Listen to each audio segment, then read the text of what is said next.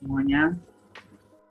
Dalam kesempatan kali ini akan dibawakan materi oleh saya sendiri, yaitu tentang wireless e-commerce. Mulai wireless e-commerce. Jadinya wireless e-commerce itu adalah penerapan teknologi terhadap bisnis atau perdagangan elektronik yang sekarang ini. Nah, apa yang akan kita hadapi? Mari kita cari tahu dalam ulasan materi yang saya buatkan kali ini.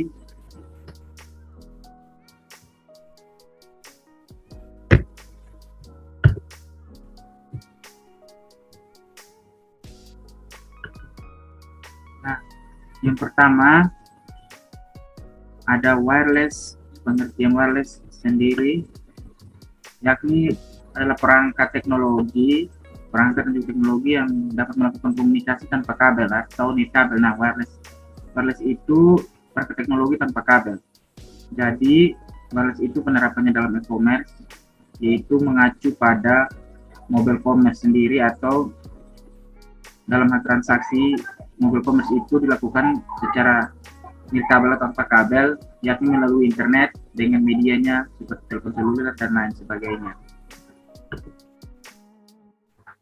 Mobile sendiri itu secara harfiah artinya dapat berpindah-pindah karena bisa juga dibawa kemana-mana, sedangkan wireless itu tanpa kabel, yang sudah saya jelaskan di awal. Saat ini mobile dan wireless sudah terkompilasi dalam satu device atau perangkat, yakni seperti PDA, telepon seluler, dan smartphone yang hingga sekarang ini, telepon cerdas, komputer, laptop, dan sebagainya. Artinya wireless ini jaringannya sudah dikompilasikan menjadi satu dengan perangkat-perangkat mobile untuk bisa terkoneksi dalam mobile commerce. Sistem transmisi dalam wireless. Nah, sistem transmisi dalam wireless ini artinya sistem yang menjalankan atau menggerakkan wireless itu sendiri dan agar kita dapat saling terhubung antara satu perangkat mobile dengan perangkat mobile lainnya dalam transaksi digital mobile commerce. Nah, sistem transmisinya ada dua. Yang pertama ada sistem transmisi microwave.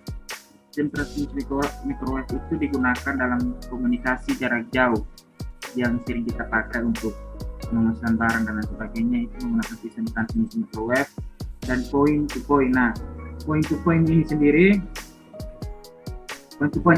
menjadi dibedakan menjadi dua karakteristik utama, yakni yang pertama ada pemancar dan penerima harus dalam pandangan satu sama lain, artinya line of sight dalam interkomunikasi antara pemancar dan pemancar. Sedangkan karakteristik yang kedua adalah transmisi itu sendiri harus diarahkan ke pemancar penerima, artinya dia yang mencari pemancar berikutnya untuk diarahkan. Yang kedua ada satelit.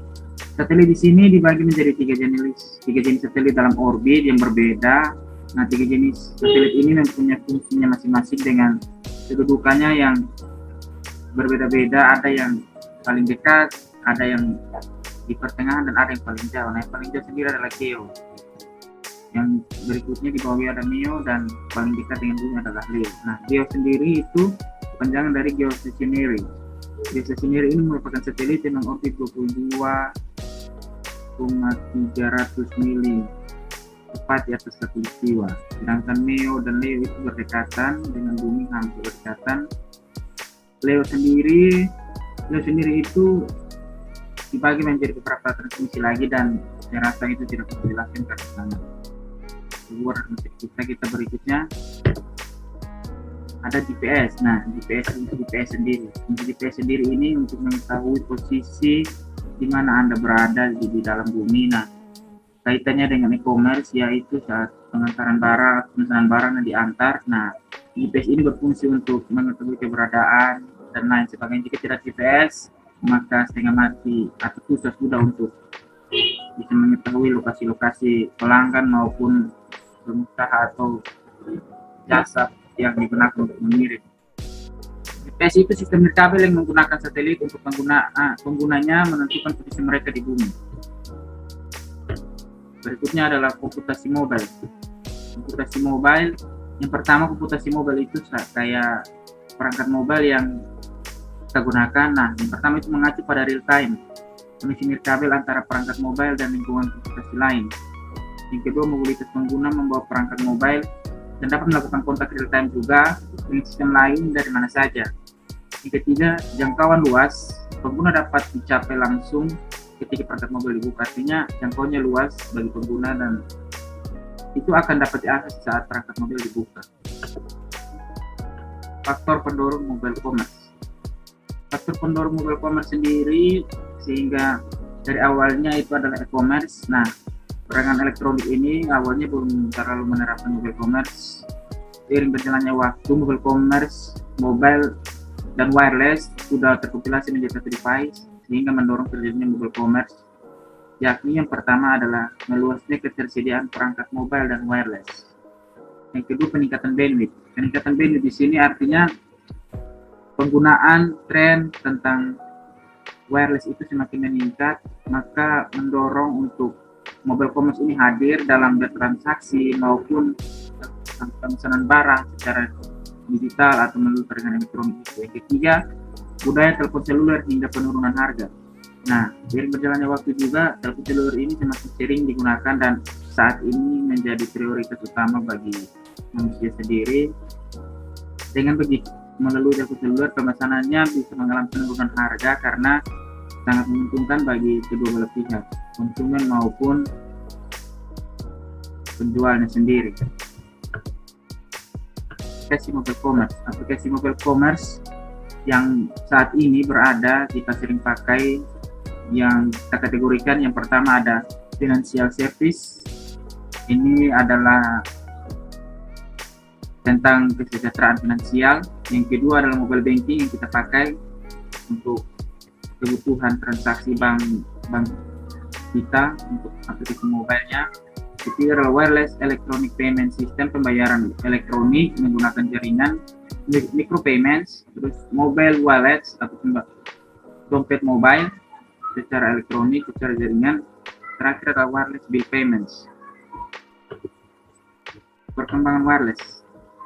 Perkembangan wireless sendiri berawal dari perdagangan konvensional, perdagangan tanpa elektronik, perdagangan biasa, beralih ke perdagangan secara elektronik atau menggunakan jaringan atau secara wireless tanpa kabel. Yang kedua, memperluas marketplace hingga ke pasar nasional dan internasional. Nah, dengan adanya wireless e-commerce, kita saling terhubung satu sama lain dalam jaringan. Marketplace atau kualitas atau pasar penjualan kita itu bisa menuju atau berkembang jauh hingga pasar nasional dan internasional.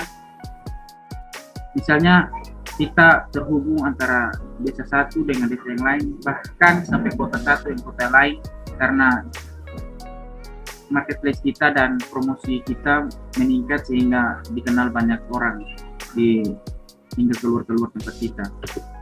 Berikutnya, pengaksesan informasi atas produk dan jasa yang dimiliki suatu perusahaan lebih mudah. Artinya saat perkembangannya itu meningkat, informasi yang kita dapat kayak barang dan jasa yang mereka jual hingga harga-harga terdetailnya tidak perlu lagi kita pergi ke tempatnya untuk melihat.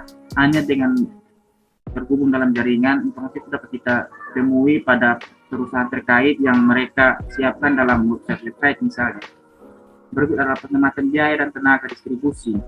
Penghematan biaya bagi penjual sendiri yaitu tidak perlu lagi misalnya hal kecil membuka toko-toko profesional untuk dijajahkan penjual bagi pembeli. Nah, tenaga distribusi bagi pembeli juga tidak perlu lagi ke tempatnya untuk membeli karena sudah ada jasa pengantaran yang disediakan oleh penjual. Berikutnya ada penyederhanaan dalam supply chain dan memperkecil biaya telekomunikasi.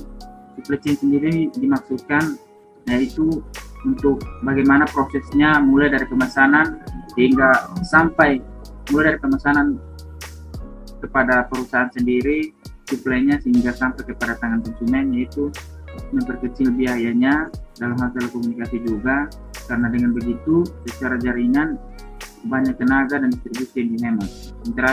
Berikutnya, memajukan sumber daya manusia dalam hal literasi digital. Ini yang penting.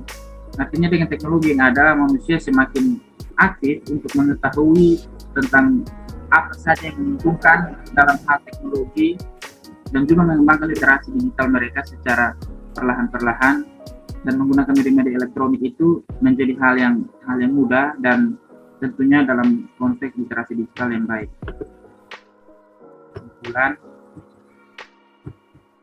Kesimpulan di sini yang pertama, wireless sendiri merupakan jaringan tanpa kabel yang berperan penting dalam berjalannya suatu elektronik bisnis. Kemudian, wireless tersebut menerapkan konsep perdagangan elektronik yang menggunakan perangkat mobile. Artinya wireless itu tidak bisa bergerak sendiri jika tidak ada perangkat mobile dalam suatu perdagangan elektronik. Berikutnya, dengan hadirnya teknologi wireless dan perangkat mobile mampu membantu peradaban bisnis hingga sekarang ini, yaitu bisnis atau bisnis secara elektronik, kemudian turun sampai sekarang e-commerce, sebelumnya itu adalah e-commerce, dan mampu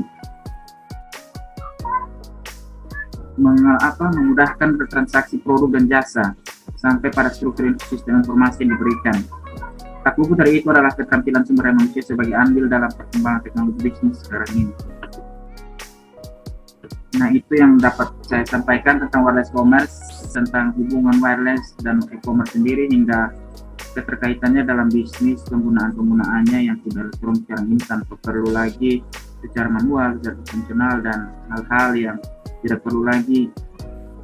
Artinya kita meninggalkan pengalaman-pengalaman yang tanpa teknologi dahulu, beralih kepada revolusi industri yang sekarang 4.0 untuk kita sama-sama menjalankan literasi digital yang baik bagi sumber daya manusia. Sekian dan terima kasih.